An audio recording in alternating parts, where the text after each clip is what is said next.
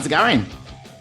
Good. We have sound check now. So where are you on tour? yeah, we're on tour right now. We have a really hectic week. We are in Bochum in Germany today. Okay. And yesterday we were in Cologne. And tomorrow we are in Bremen, then in Gothenburg, and then in Copenhagen, And Copenhagen. How's it been being back out on the road now? Oh, it's really good, really good.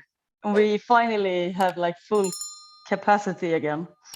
Yeah, nice. Is that a Van Halen t-shirt you're wearing? Oh yeah. Excellent. I can see classic rock all around you at the moment, like on the walls, on your t-shirt. Look at that. Yeah, everyone played here. This venue is legendary. Yesterday, Glenn Hughes was here in this room, in this sofa. Wow. And behind you on the wall, it says it's got Y&T. That's actually the first band I ever saw live. Oh, really? Cool. Yeah. When I was 14, they opened for AC/DC. And that was my first concert. So yeah, lots of classic rock. So did you grow up listening to classic rock? I did not. I did a little bit. I mean, Led Zeppelin.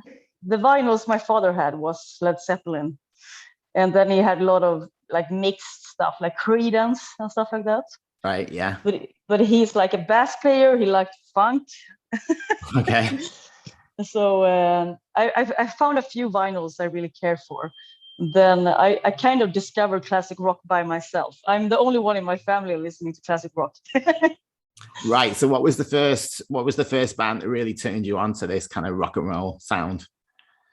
I mean, back in the days, we could, rent CDs from the library. So I went to the library and rented Ozzy Osbourne, and I rented DAD, Disneyland After Dark. I remember that. And then I actually went and bought a CD because there was a lot of money for me. And I bought Rage Against the Machine, their first album. So I really was turned on by Ozzy and Rage Against the Machine. Yeah. So growing up with that kind of musical background, did you ever think that one day you might be going on tour with Whitesnake and Scorpions? No, I always been like talking about, David Coverdale's voice and stuff like that. And, songs like Window Change, whatever. They have documentaries. I watch everything. You grew up with it. So it feels crazy good that your visions and your hard work can take you somewhere. Yeah, it's amazing. But I mean, obviously you guys have already had a lot of success on your own terms, but this must feel like a dream tour for you. It is a dream tour because it's in the States, and it's an arena tour as well, which is the first. And Canada, we have to say, because that's where we are. And Canada. Sorry, I know Canada. We always say that. Yeah. I still need to wake up here. I can't wait to go to Canada, actually. So your sound is it's a big sound. It's kind of made for arenas. So this is a perfect opportunity for you to really like make that happen. Yeah, I mean, our music is really easy to mix for the front of house sound engineer. It sounds really powerful. That's true. Sometimes I need to tell them less reverb. They get really crazy. And you're gonna be in Montreal at the end of August on the 27th. You're gonna be playing the Bell Center, which is our biggest arena in Montreal.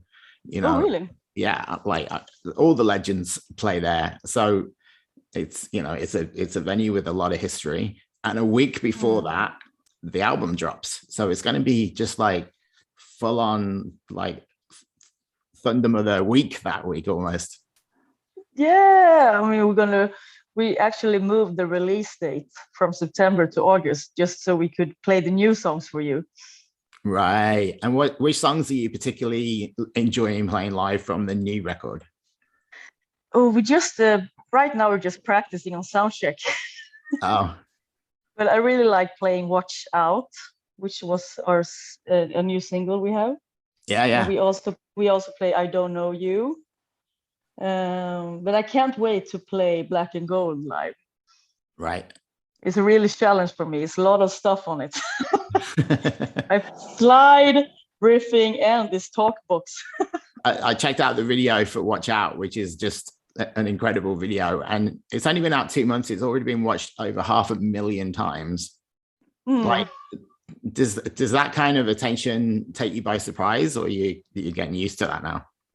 No, we never used to anything. We're really grateful. We're checking numbers every day. And because the new video, I Don't Know You, has much less views. So it's interesting. Oh, this one works. This one didn't work, you know. But the new video is really great. Like, we're talking about the animated one, right? Yeah. Yeah, I mean, that's a completely different video, but it works really, really well. Whose idea was it to go for the animation? I think it was mainly our singer, and like we all agree, because it takes so much work to make a video with everyone in it. So we give it to someone who make it for us instead. It's pure time, you know. We don't have time to spend 2 days on that when we're touring all the time. Do you like the animated version of yourself? Yeah, it looks great. We said we look a little bit angry, so he tried to make us more happy, but it was still look a little bit angry. Well, that's rock and roll, you know. Yeah, I think he got it pretty good. I got my flares, I got my choker, I got my 70s hair. It's all good. Excellent. So if somebody had never heard your band, what would be the one song you'd want them to start with that you think really represents you?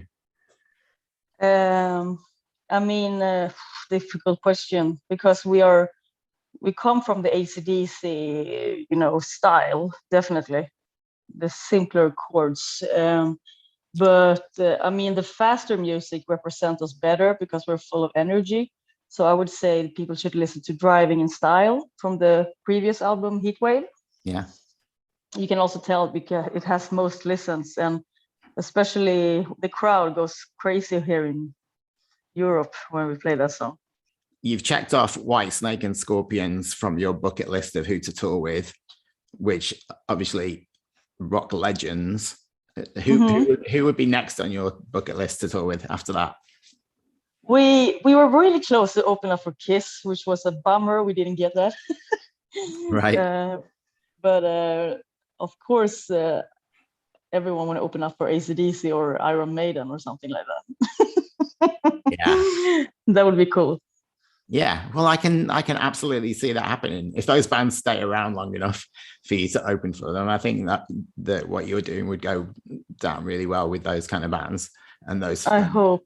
And their fans. That would be a dream. If I can open up for AC/DC, I would die, I think. But also Airborne would work really well, something with energy. Absolutely. I like actually when I was watching the video, I was thinking that you guys and Airborne on a like a dual tour, that would be just like, that'd be rock and roll heaven, but more, you know, more contemporary rock and roll. Exactly. And I was happily surprised last week because the singer Joel in Airborne, he shared some Thundermother live videos on his Instagram. So I was like, that is a good sign. Yeah, absolutely. Yeah. Well, congratulations on how everything is going. I know you've got to get back to sound check, so I'm going to let you go, but we look forward to seeing you in Montreal. Well done for coming in the summer as well, rather than the winter when it's minus 30 outside. I'm used to it. Yeah, that's true. You're Swedish. All right, but thanks again, and we'll look forward to seeing you soon. Yes, thank you, Steve.